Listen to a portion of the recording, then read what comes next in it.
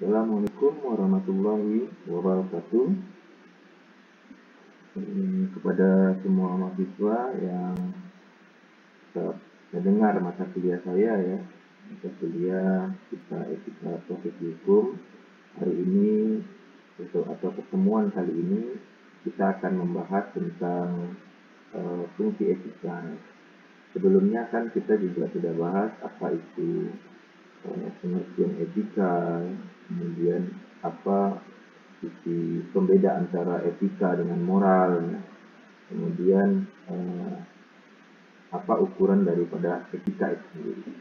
Hari ini ya kita akan coba mengulas tentang fungsi etika ya.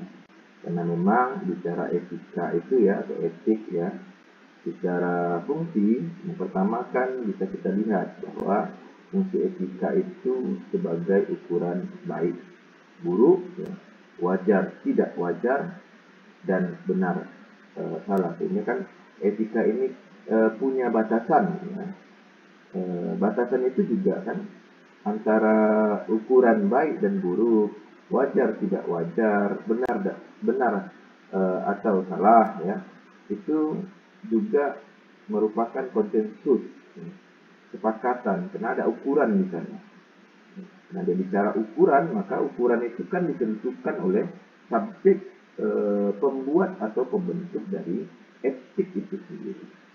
Makanya kan di lain sisi kan bicara etika itu ya bicara tentang tata berperilaku komunitas masyarakat ya, atau data perilaku dari masyarakat itu sendiri, komunitas masyarakat, kemudian profesi-profesi tertentu yang dimana dia kan menentukan ukuran baik atau buruk bisa dilakukan dia dengan kewajaran ya, atau tidak wajarnya, dan di mana letak posisi benar dan salahnya.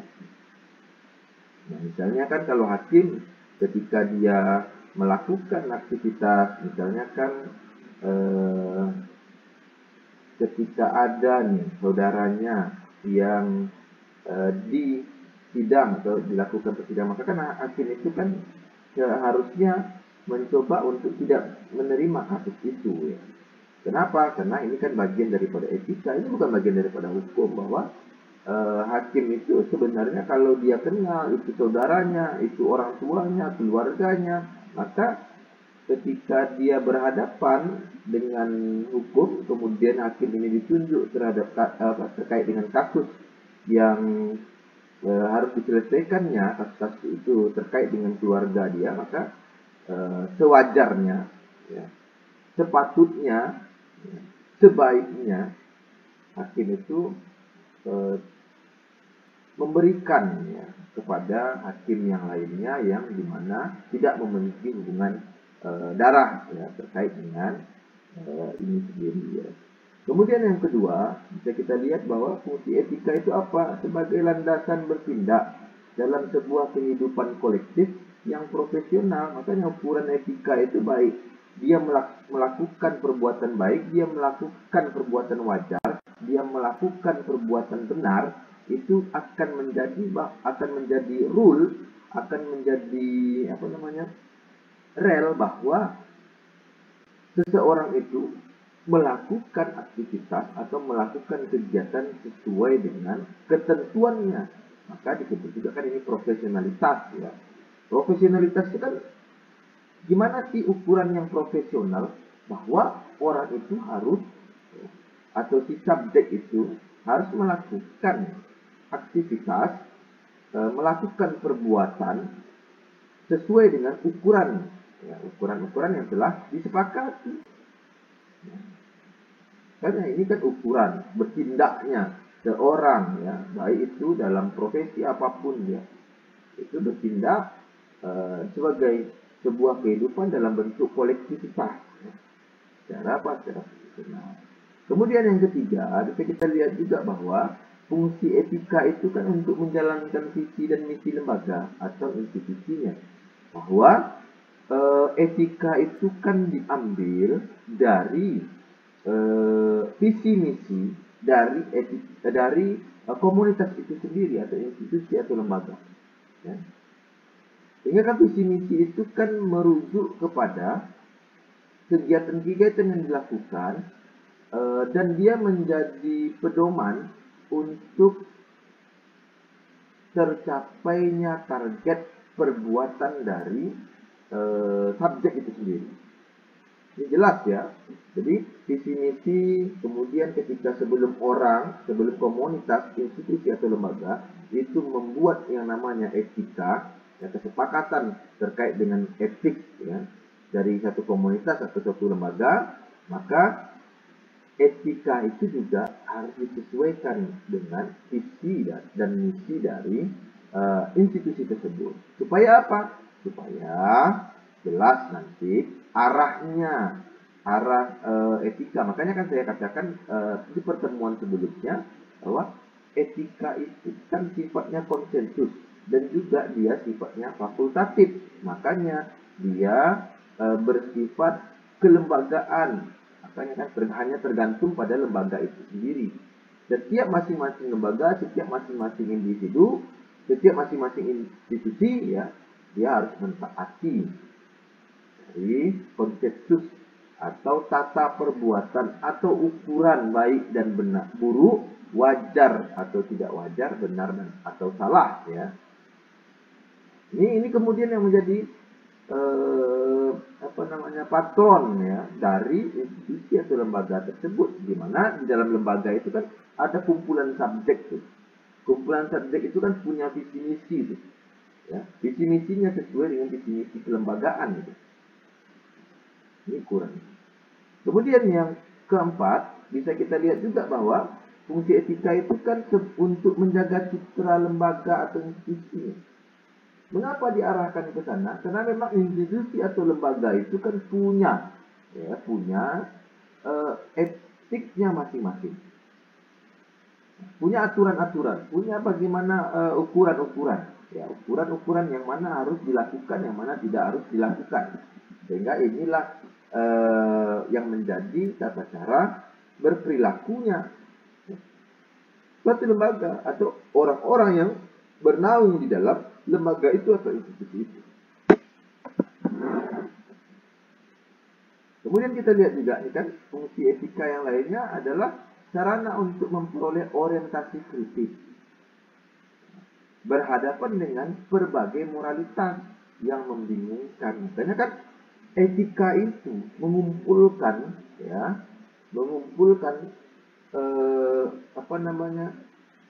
tata perilaku, perilaku yang dimana perilaku itu kan hasil dari kesepakatan yang diambil dari kesepakatan orang-orang yang berada di dalam institusi itu sendiri. Makanya kan karena memang orang-orang yang berada di dalam satu institusi ini kan punya pengalaman hidup yang berbeda, punya suku yang berbeda, punya budaya yang berbeda, ya, punya pengalaman hidup, latar belakang pendidikan yang berbeda, sehingga ya, serapan tata berperilakunya itu kan berbeda-beda. Makanya ketika dia masuk ke dalam satu institusi itu kan punya orientasi kritis. Institusi itu kan punya satu sikap di mana masing-masing subjek untuk ikut ke dalam organisasi atau institusi tersebut. Makanya kan dia merupakan orientasi kritis dari berbagai macam kan moralitas yang membingungkan, di mana kan banyak nih. Sehingga ketika dihimpun dalam satu institusi, maka orang itu kan untuk tunduk dan taat pada etik yang semula itu membingungkan kan banyak ya. Kemudian dihimpun menjadi satu etik, di mana etik ini kan hasil dari pemahaman yang muncul di dalam organisasi atau institusi itu. Semula dia membingungkan. Kenapa dia membingungkan? Karena banyak kan moralitas itu. Sehingga karena dia banyak, dihimpunlah menjadi satu moralitas, ya, kesepakatan etik, di mana itu yang menjadi tata cara berperilakunya atau berorganisasinya atau berinstitusinya subjek-subjek di dalam komunitas itu sendiri. Etika ini inginkan menampilkan keterampilan intelektual sebenarnya, ya, yaitu keterampilan untuk berargumentasi secara rasional dan kritis. Ya.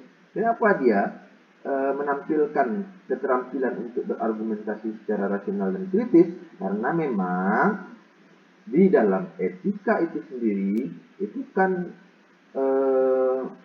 kalau seandainya ada subjek yang berperilaku atau orang yang berperilaku yang tidak sesuai, maka kan etika ini menjadi patron atau menjadi rel untuk mengkritik seseorang. Bukan berarti etika dalam satu organisasi itu atau institusi itu tidak berubah, bisa berubah. Kenapa? Karena kan ada perbaikan cara berpikir di setiap masanya, ya. Makanya kan karena memang ada pengaruh-pengaruh, kemudian baik itu dari ilmu pengetahuan kelompok atau institusi, maka kan itu membentuk dari etik yang baru dalam satu organisasi, ya, atau institusi. Makanya kan etika itu kan keterampilan untuk berargumentasi secara rasional dan kritis, ya. Karena dia bisa dari etika itu kan, etik itu sebenarnya kan wujud atau hasil kristalisasi subjek, ya, atau intersubjektif, ya, kita kumpulan subjek. Jadi ya, kristalisasi intersubjektif, kumpulan-kumpulan dari subjek, ya, maka membentuk satu yang namanya kesepakatan-kesepakatan yang nanti dikembalikan kepada kelompok orang atau intersubjektif itu lagi. Makanya kalau dia sudah mapan, ya, terjadi kemapanan etik itu, ya. Nah, kalau dia sudah tercipta kemapanan etik, maka kan ada upaya lagi tuh, untuk menggunakan rasionalitas secara kritis untuk menyesuaikan atau mengkritik etik yang sudah mapan itu tadi. Karena kan harus sesuaikan dengan perkembangan daripada subjeknya, juga masyarakat, juga dengan hasil dari interaksi dari subjek itu sendiri. Maka kan itu juga menimbulkan hal-hal yang baru dari etik. Kemudian etika juga tadi seperti yang dikatakan, adanya orientasi etis. Ya, orientasi etis ini diperlukan dalam mengambil sikap yang wajar dalam suasana pluralisme.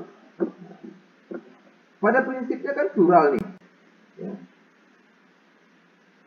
Manusia kan plural, ya, berbagai-bagai macam, ya. Sehingga kan adanya orientasi etis, ya, itu untuk apa? Untuk mengambil satu sikap yang wajar dalam satu komunitas untuk dibentuk, ya, dibentuk supaya apa? Supaya untuk mengikuti, ya, sehingga itu menjadi kekhasan dari institusi itu sendiri, kekhasan bertindak, kekhasan berperilaku, sehingga masing-masing kelompok, masing-masing intersubjektif satu dengan yang lainnya akan menciptakan suatu etika yang berbeda antara yang satu dengan yang lainnya. Makanya bisa kita lihat contoh-contohnya kan ada etika hakim, yang itu berbeda dengan etika yang lainnya. Ada etika notaris, ada etika advokat, ada juga etika kejaksaan, ada juga etika penegak hukum yang lainnya. Bahkan ada etika di luar profesi-profesi hukum. Semuanya punya etik, ya. Walaupun antara etik, hukum, moralitas itu kan semacam satu tubuh, ya. Karena di dalam hukum juga ada nuansa etik, di dalam etik juga ada nuansa hukumnya. Walaupun di situ kan sebenarnya kalau hukum kan konsensus itu menghasilkan unsur paksaan, ya. Kalau etik dia sifatnya kontrol sosial, ya, atau sosial kontrol, di mana itu menjadi cara berperilakunya masyarakat dan atau komunitas. Beda kalau hukum, dia bersifat memaksa sehingga membentuk manusia untuk ikut ke dalam peraturan-peraturan perundang-undangan atau hukum itu sendiri. Jadi berbedanya di sana. Walaupun di dalam konteks hukum itu kan ada muatan etika, moralitas, nilai-nilai kan. Ya. Tetapi kan etik yang dijadikan ke dalam peraturan perundang-undangan, maka itu sesungguhnya adalah peraturan perundang-undangan, bukan etika lagi. Itu menjadi hukum. Sehingga jadikanlah posisi etika itu sebagai etik, hukum itu sebagai hukum. Ya. Jangan satu padukan mereka antara etika dengan hukum. Ya. Apakah etik ini harus dibentuk menjadi atau dimuat dalam materi muatan peraturan perundang-undangan? Kalau saya sih harapannya tidak begitu, ya, karena posisinya berbeda. Ya. Karena etik itu kan sifatnya tidak memaksa, dia tidak juga memberikan sanksi yang yang tegas sesuai dengan peraturan perundang-undangan. Bagi yang melanggar etik, ya bukan berarti dia melanggar hukum, karena satu hal yang berbeda. Ya. Tapi sanksi yang dimunculkan dari etika ini kan sanksi sosial. Ya, walaupun ada juga yang menetapkan sanksi administrasi. Ya. Jadi inilah kemudian ya fungsi etika itu sendiri. Kemudian kita juga lihat ya di dalam konteks etik mata kuliah ini ya, antara mata kuliah etika profesi hukum ini, itu kita juga lihat ada kata yang sering membuat kita menjadi bingung kan, antara etika dan etiket.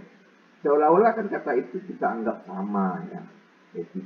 Apa itu etika, apa itu etiket kan. Secara prinsip kita kan secara keseluruhan kita menganggap itu sama, padahal itu berbeda. Ya. Etika itu kan kalau dalam beberapa referensi, walaupun ini masih debatable ya, itu diartikan secara umum dia moral. Sedangkan etiket berarti sopan santun. Kalau bicara moral atau moralitas ya, itu kan pasti berbicara bagaimana bertindak tanduk atau bertingkah laku sesuai dengan kesepakatan yang sifatnya fakultatif tadi. Sedangkan etiket itu kan adalah ruang-ruang yang di dalamnya memuat bagaimana tata cara berperilaku yang baik. Ya. Nah, dia kan ukurannya kan sopan santun. Ya. Kalau dalam bahasa Inggris kan kita juga bisa lihat nih ya, kalau etika itu ditranslate dalam bahasa Inggris menjadi etik, sedangkan etiket juga etiquette ya, itu berbeda. Antara etika dengan etiket juga terdapat beberapa persamaan. Ya. Kenapa? Karena pada prinsipnya etika dan etiket itu kan menyangkut tentang cara manusia berperilaku. Ya. Cuman perilaku yang dimaksud ke dalam etika itu kan lebih kental dengan moralitas. Moralitas ini kan sifatnya konsensus kesepakatan. Kalau etiket itu sopan santun. Kenapa? Misalnya kalau kepada orang tua ya, anak sama orang tuanya kan ketika berjalan di kita ini kan harus tunduk. Itu kan sopan santun itu, bukan etika. Walaupun di lain sisi kan juga disebut dengan etika ya, moralitas ya, tapi kan dalam sisi lainnya dia berbeda. Perbedaannya di mana? Perbedaannya itu kan kalau kita kalau sama-sama menyangkut perilaku manusia ya. Tapi kalau sopan santun ini kan lebih kepada tata cara manusia hidup ya, secara keseluruhan ya, tanpa ada konsensus ya. Karena kita kepada orang tua atau kepada guru kan ada sopan santunnya. Ini umum, di mana-mana kan berperilaku, di mana-mana perilaku itu sama. Beda dengan moral atau etika ya, etika berbeda. Kalau etika kan kesepakatan. Kesepakatan di kelas gimana nih? Antara mahasiswa dengan dosen misalnya. Kalau di luar kelas tidak lagi. Dia menjadi apa? Menjadi sopan santun kan. Tidak ada lagi. Kenapa? Kalau di luar kelas kan kita selesai itu urusan itu antara mahasiswa dengan dosen. Kita sama-sama menjadi manusia pada umumnya, sehingga kan tetap ada juga tata cara berperilaku kan manusia. Kalau di luar sikap atau perilaku itu kan menjadi berubah. Tapi kan yang muncul apa? Sopan santun. Antara siapa?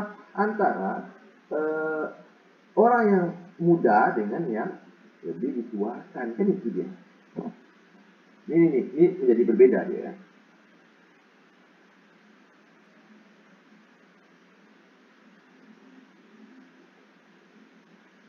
Kedua-duanya ya, antara etika dengan etiket itu kan mengatur perilaku manusia secara normatif ya, sama dia sesuai dengan norma-norma. Ya, artinya apa? Artinya memberi norma bagi perilaku manusia. Dan dengan demikian dinyatakan apa yang harus dilakukan dan apa yang tidak boleh dilakukan. Sama juga. Cuma sopan santun kan sifatnya lebih general ya. Sedangkan etika itu kan atau etiket itu kan lebih umum ya, lebih general. Sedangkan etika itu kan lebih fakultatif. Walaupun kadang kan kita juga sering menggunakan istilah ini hampir sama, bahkan umumnya ya disebut dengan etika kan. Justru karena sifatnya normatif, maka kedua istilah tersebut sering dicampur aduk. Makanya tadi saya bilang kan, sering sekali itu kan antara etika dengan etiket itu disatu-padukan oleh manusia hari ini ya, oleh masyarakat kan. Seolah-olah ketika berurusan dengan keluarga, dengan di luar konteks atau yang bersifat umum, kita sering bilang, wah ini etika kepada orang tua, etika kepada guru, etika pada ini. Memang ada juga kan etika itu. Tetapi kan kalau etika terkait dengan komunitas tertentu, maka dia masuk ke dalam ranah etika. Ya. Kalau yang sifatnya kan di luar konteks itu, makanya kan kalau etiket itu dia tidak berbentuk kelembagaan atau institusi. Tidak ada kesepakatan yang dibentuk karena faktor-faktor karena pluralisme itu kan tidak ada. Jadi kalau etiket itu ya pada umumnya, di mana-mana seorang murid ke gurunya di mana-mana nih ya, itu kan harus ada sopan santun. Tetapi etikanya itu akan menjadi berbeda-beda antara kampus A dengan kampus B misalnya. Misalnya kampus di Indonesia dengan kampus di Malaysia atau di luar negeri sana itu kan menjadi berbeda. Tetapi secara general tuh etiketnya antara mahasiswa dengan dosennya, misalnya kan, atau antara anak dengan ibunya atau orang tuanya, itu kan konteksnya akan menjadi berbeda ya. Nah itu bicara etiket.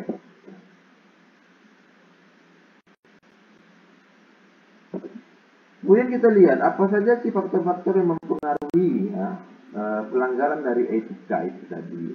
Yang pertama kan karena kebutuhan individu, sehingga menyebabkan kita ego kita itu muncul. Kalau ego sudah muncul, ya maka kita kan lebih sering melanggar etik itu sendiri. Kenapa? Karena cuma untuk kebutuhan individu kita.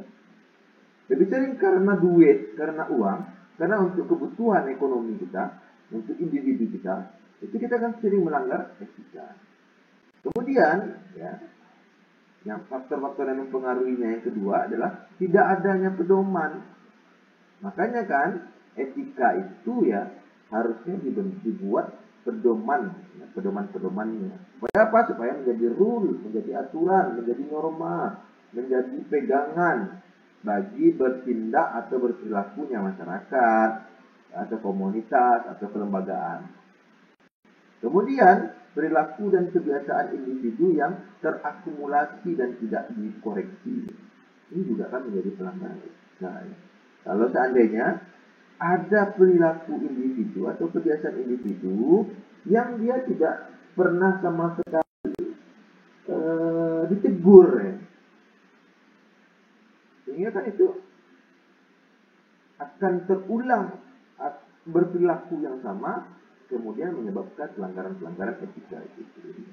Kemudian yang keempat adalah lingkungan yang tidak etis. Ya. Ini juga faktor-faktor yang menyebabkan terjadinya pelanggaran etik. Karena lingkungan masyarakat yang atau komunitasnya kan komunitas yang bebas misalnya, sehingga cuek, acuh tak acuh, kemudian bebas bertindak. Faktor lingkungan kan menentukan. Beda nanti kalau misalnya Anda tinggal di lingkungan yang misalnya kan berpendidikan, gitu. Sehingga kan kita lebih condong kepada taat untuk kepada aturan-aturan yang telah disepakati bersama. Kemudian yang terakhir adalah perilaku dari komunitas. Ini juga menjadi hal yang sering terjadi, ya. Bahwa kita lebih sering ikut dengan perilaku komunitas pada umumnya. Ini kemudian kan menyebabkan seseorang tidak lagi mengikuti aturan-aturan, tidak lagi mengikuti etik yang telah disepakati. Itu menentukan sebenarnya kan orang melanggar atau tidak melanggar dari etika itu.